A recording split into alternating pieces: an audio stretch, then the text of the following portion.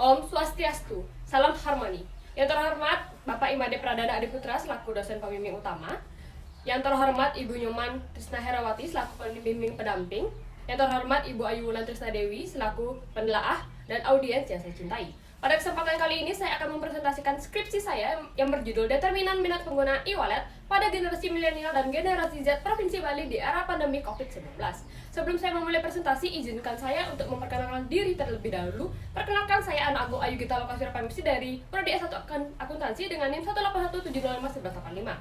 Baik, mari kita lanjut saja ke yang pertama, yaitu latar belakang.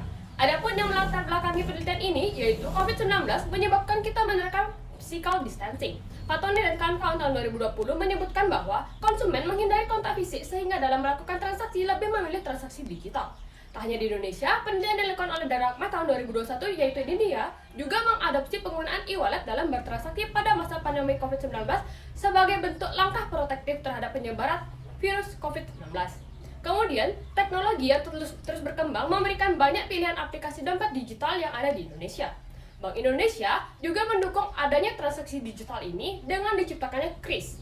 KRIS ini dapat membantu masyarakat untuk bertransaksi walaupun menggunakan platform e-wallet yang berbeda. Teknologi KRIS ini dari Bank Indonesia mampu meningkatkan jumlah transaksi uang elektronik, yaitu dapat dilihat pada tabel berikut. Selanjutnya yaitu perkembangan teknologi menjadikan Indonesia memiliki jenis uang elektronik baru, yaitu e-wallet. Di Indonesia sendiri terdapat berbagai e-wallet yang banyak diminati oleh masyarakat, yaitu menurut survei Snapchat yang pertama yaitu ShopeePay, GoPay, OVO, Dana, dan Link Aja. Pada penelitian terdahulu masih banyak yang hanya berfokus pada satu atau dua jenis e-wallet. Namun pada penelitian yang dilakukan oleh Vala tahun 2021 menggunakan variabel persepsi kemudahan, persepsi kepercayaan, dan persepsi risiko. Kemudian Inaya tahun 2020 dalam penelitiannya membuktikan bahwa pada variabel promosi memiliki pengaruh yang signifikan dan positif terhadap minat menggunakan uang elektronik. Selanjutnya, penelitian yang dilakukan oleh Saraswati dan Purnamawati tahun 2020 menunjukkan bahwa variabel reputasi memiliki pengaruh yang positif dan signifikan terhadap minat menggunakan UFO. Kemudian Setiawan tahun 2019 dalam penelitiannya menunjukkan bahwa pengaruh sosial memiliki pengaruh yang signifikan terhadap minat perilaku penggunaan teknologi e-wallet. Nah, berdasarkan penelitian terdahulu, maka dalam penelitian ini menggunakan variabel promosi, reputasi, dan sosial sebagai variabel keterbaruan dari penelitian sebelumnya. Di samping itu juga, pada objek penelitian, pada penelitian ini menggunakan 5 jenis e-wallet terbaik di Indonesia karena kelima e-wallet ini dapat berpotensi untuk digunakan oleh pengguna baru yang akan memulai menggunakan transaksi digital dengan e-wallet. Kemudian responden yang digunakan dalam penelitian ini yaitu generasi Y atau generasi milenial dan generasi Z di Provinsi Bali karena Provinsi Bali meraih peringkat 10 besar yaitu peringkat ke-7 dalam jumlah merchant KRIS tertinggi di Indonesia. Kemudian berdasarkan latar belakang tersebut, maka tujuan dari penelitian ini adalah yang pertama, untuk menganalisis pengaruh persepsi kemudahan terhadap minat generasi milenial dan generasi Z dalam menggunakan e-wallet di Provinsi Bali. Yang kedua, untuk menganalisis pengaruh persepsi kepercayaan terhadap minat generasi milenial dan generasi Z dalam menggunakan e-wallet di Provinsi Bali. Yang ketiga, untuk menganalisis pengaruh promosi terhadap minat generasi milenial dan generasi Z dalam menggunakan e-wallet di Provinsi Bali. Yang keempat, untuk menganalisis pengaruh reputasi terhadap minat generasi milenial dan generasi Z dalam menggunakan e-wallet di Provinsi Bali. Dan yang terakhir, untuk menganalisis pengaruh sosial terhadap minat generasi milenial dan generasi Z dalam menggunakan e-wallet di Provinsi Bali. Adapun manfaat penelitian ini dibagi menjadi dua, yaitu manfaat teoritis dan manfaat praktis. Manfaat teoritis dalam penelitian ini yaitu diharapkan pembaca dapat menambah wawasan mengenai faktor-faktor yang mempengaruhi minat dalam menggunakan e-wallet pada generasi milenial dan generasi Z sebagai digital native di era pandemi COVID-19. Selanjutnya yaitu manfaat praktis. Manfaat praktis dalam penelitian ini yang pertama yaitu bagi perusahaan dompet digital di Indonesia diharapkan bermanfaat untuk dijadikan bahan pertimbangan dalam pengambilan keputusan mengenai strategi yang akan digunakan selanjutnya dalam pengembangan aplikasi dompet digital.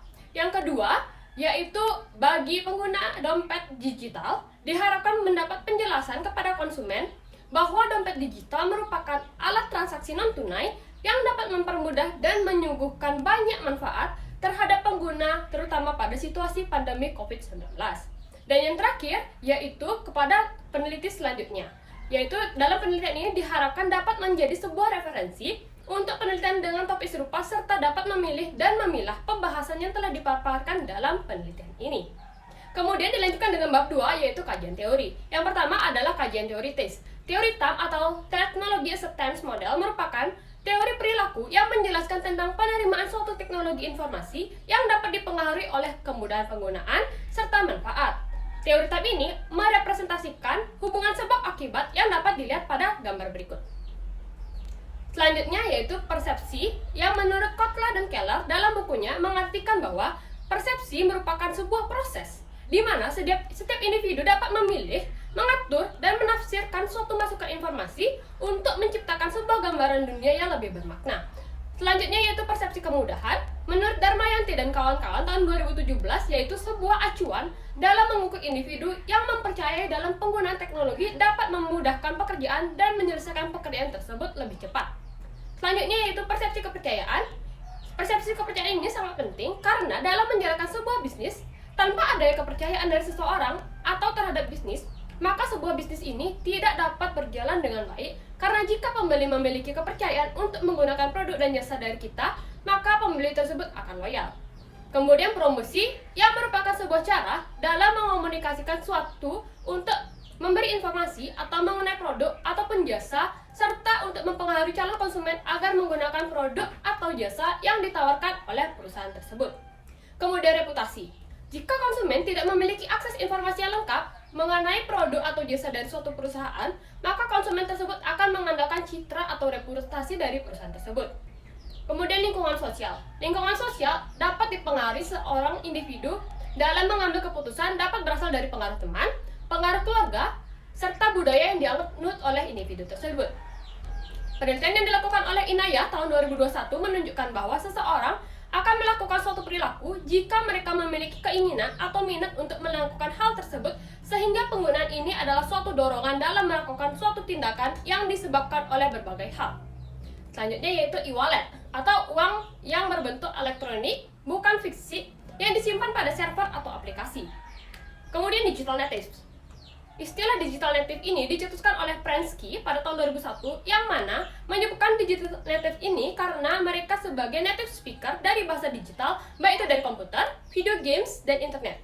Kemudian generasi milenial yang termasuk dalam generasi milenial menurut Badan Pusat Statistik yaitu mereka yang lahir pada tahun 1981 hingga 1996. Kemudian generasi Z menurut BPS adalah mereka yang lahir pada rentang tahun 1997 hingga 2012. Selanjutnya yaitu kajian penelitian terdahulu. Yang pertama yaitu pada tahun 2018, Utami dan kawan-kawan dalam penelitiannya mendapat hasil bahwa persepsi kemudahan berpengaruh positif dan signifikan terhadap intensi penggunaan e-wallet dalam pembelian online. Kemudian Farah Diba tahun 2019 dalam penelitiannya menunjukkan bahwa variabel kepercayaan dan variabel persepsi kemudahan secara parsial mempunyai pengaruh signifikan dan positif terhadap minat penggunaan e-wallet OVO sebagai alat transaksi mahasiswa di Yogyakarta.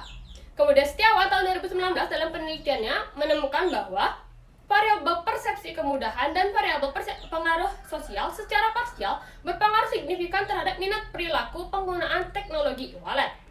Kemudian Wibisono tahun 2020 dalam penelitiannya menemukan bahwa variabel persepsi kemudahan menunjukkan persepsi kemudahan ini berpengaruh signifikan terhadap minat menggunakan e-wallet secara online. Kemudian Rantung dan kawan-kawan tahun 2020 dalam penelitiannya menunjukkan bahwa persepsi kepercayaan dan persepsi kemudahan memiliki pengaruh positif dan signifikan terhadap sikap konsumen. Saraswati dan Purnamawati tahun 2020 dalam penelitiannya menunjukkan bahwa persepsi kemudahan dan reputasi berpengaruh positif dan signifikan terhadap minat menggunakan e-wallet OVO pada pelanggan transportasi online Grab.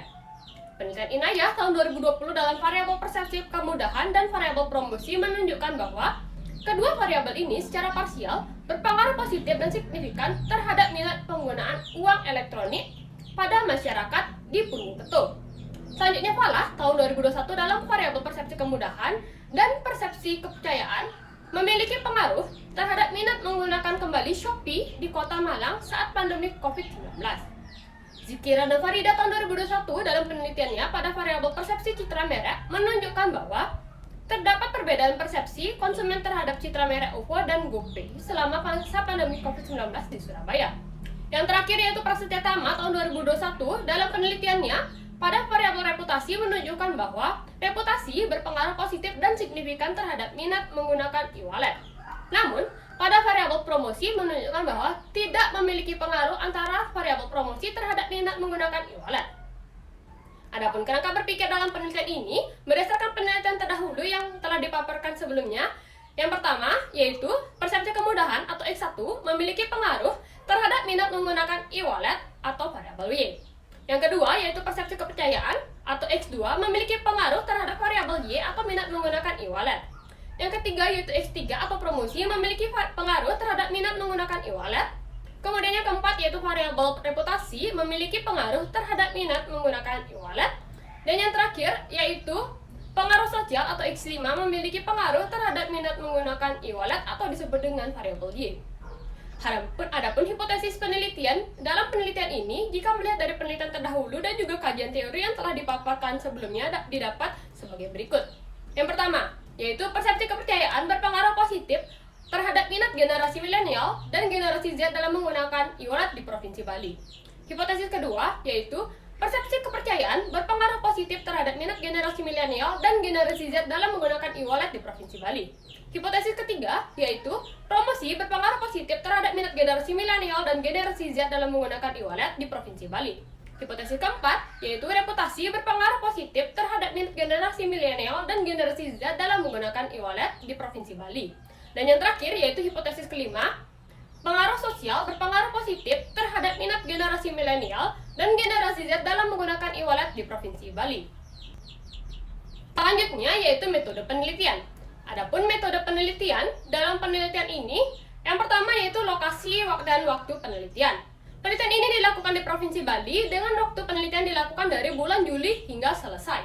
Kemudian rancangan penelitian ini yaitu jenis penelitian yang digunakan berbentuk kuantitatif dengan menggunakan instrumen penelitian berupa kuesioner yang disebar melalui kuesioner berbasis website dengan SPSS sebagai alat untuk mengolah data.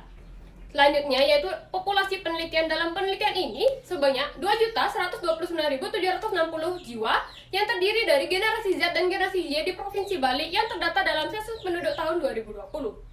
Kedua generasi ini dipilih karena generasi tersebut merupakan digital native atau mereka yang tumbuh beriringan dengan perkembangan teknologi. Adapun sampel yang dapat ditarik dalam penelitian ini dengan menggunakan pulsive sampling dengan pertimbangan tertentu. Sampel dipilih dengan karakteristik yaitu mereka yang merupakan orang yang lahir antara tahun 1981 hingga 2012, tinggal atau berdomisili di Bali. Responden setidaknya memiliki e-wallet sekurang-kurangnya satu dari beberapa e-wallet yaitu ShopeePay, GoPay, OVO, Dana, dan Linkaja. Dan yang terakhir, responden pernah atau sedang menggunakan e-wallet dalam melakukan transaksi pembayaran selama masa pandemi COVID-19. Adapun jumlah responden dalam penelitian ini berjumlah 400 responden yang didapat menggunakan perhitungan dengan rumus Lovin. Dalam pengumpulan data, peneliti menggunakan data primer, yaitu berupa jawaban kuesioner dari responden, dan data sekunder, yaitu berupa literatur baik dari buku, artikel, atau penelitian-penelitian terdahulu.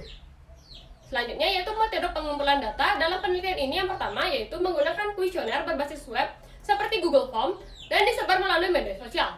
Kemudian pengisian kuesioner ini akan menggunakan skala Likert 5 poin yaitu sangat setuju, setuju, netral, tidak setuju, dan sangat tidak setuju. Kemudian teknis analisis data yang pertama yaitu uji instrumen penelitian. Dalam uji instrumen penelitian dilakukan uji validitas dan uji reliabilitas. Selanjutnya uji asumsi klasik yang terdiri dari uji normalitas, uji multikolinearitas, dan uji heteroskedastisitas. Dalam pengujian hipotesis akan menggunakan analisis regresi linear berganda, uji parsial, dan uji koefisien determinasi. Dalam penelitian ini, menambahkan additional analysis untuk mengetahui apakah terdapat perbedaan antar kelompok responden. Dalam additional analysis, peneliti menggunakan uji Mann-Whitney-U dan Kruskal-Wallis. Selanjutnya, peneliti akan melakukan wawancara sebagai alat konfirmasi antara temuan penelitian ini dengan penelitian sebelumnya dan sebagai klarifikasi atas temuan penelitian. Kemudian hasil dan pembahasan. Dalam analisis data, pada uji instrumen, peneliti menemukan bahwa seluruh data dalam penelitian ini valid dan reliable, dibuktikan dengan nilai signifikansinya di bawah 0,05 untuk validitas dan di bawah 0,60 untuk reliabilitas. Pada uji normalitas, peneliti mendapat bahwa data tidak normal, sehingga peneliti melakukan outlier sebanyak 2 kali untuk menghilangkan data ekstrim, sehingga data akhir yang akan digunakan untuk analisis selanjutnya berjumlah 393 data. Untuk uji normalitas, Pada 393 data ini didapat bahwa data normal dengan melihat gambar berikut. Selanjutnya yaitu pada uji hipotesis. Pada tabel tersebut dapat dilihat bahwa nilai koefisien masing-masing variabel bernilai positif. Namun pada nilai signifikansi ditemukan bahwa terdapat dua variabel yang tidak signifikan sehingga hipotesis ditolak, yaitu pada variabel persepsi kepercayaan dan reputasi. Yang terakhir adalah additional analysis. Dalam uji ini ditemukan bahwa pada kelompok gender dan penghasilan nilai signifikansinya di bawah 0,05 sehingga dapat dikatakan bahwa terdapat perbedaan minat menggunakan antar pria dan wanita dan antar kelompok penghasilan. Kemudian pada kelompok pekerjaan dan generasi tidak terdapat perbedaan sehingga dapat dikatakan bahwa tidak dapat perbedaan minat menggunakan e-wallet pada generasi milenial dan generasi Z dan tidak terdapat perbedaan minat menggunakan e-wallet antara pelajar dan pekerja. Kemudian untuk mengonfirmasi hasil penelitian pada hipotesis kedua dan keempat, peneliti melakukan wawancara yang didapat bahwa pada variabel persepsi kepercayaan, beberapa responden mengatakan bahwa tidak ada rasa skeptis saat menggunakan karena sudah banyak orang yang memakainya dan banyak pula yang merekomendasikan untuk menggunakan e-wallet. Kemudian pada variabel reputasi, hasil wawancara menunjukkan bahwa 9 dari 10 menyatakan bahwa dalam menggunakan e-wallet, mereka tidak melakukan research terhadap perusahaan e-wallet. Bagian terakhir adalah simpulan dan saran. Adapun simpulan dari penelitian ini adalah persepsi kemudahan, promosi, dan pengaruh sosial berpengaruh terhadap minat menggunakan e-wallet pada generasi milenial dan generasi Z, sedangkan persepsi kepercayaan dan reputasi tidak berpengaruh. Kemudian terdapat perbedaan minat menggunakan pada kelompok gender dan pendapatan, sedangkan kelompok generasi dan pekerjaan tidak terdapat perbedaan. Selanjutnya untuk saran, yang pertama adalah bagi generasi milenial dan generasi Z, diharapkan dapat lebih meningkatkan intensitas penggunaan e-wallet dalam bertransaksi serta lebih mencari tahu informasi perusahaan untuk mencegah hal yang buruk yang akan terjadi di masa depan. Yang kedua yaitu bagi perusahaan e-wallet diharapkan dapat menambah inovasi dari aplikasi mereka baik dari segi fitur, promosi, dan keamanan guna lebih memikat pengguna baru dalam menggunakan e-wallet sebagai alat transaksi. Dan yang ketiga yaitu bagi akademisi diharapkan dapat mengembangkan dan menambahkan dari penelitian ini baik dengan menambahkan variabel atau menggunakan variabel variasi lainnya sehingga dapat memperluas modal penelitian serta lebih menyeimbangkan lagi jumlah responden pada masing-masing kategori agar temuan pada penelitian selanjutnya dapat lebih menggambarkan keadaan sesungguhnya di lapangan. Baik, sekian presentasi dari saya. Terima kasih atas perhatiannya dan saya ucapkan para Santi. Om Santi Santi Santi Om.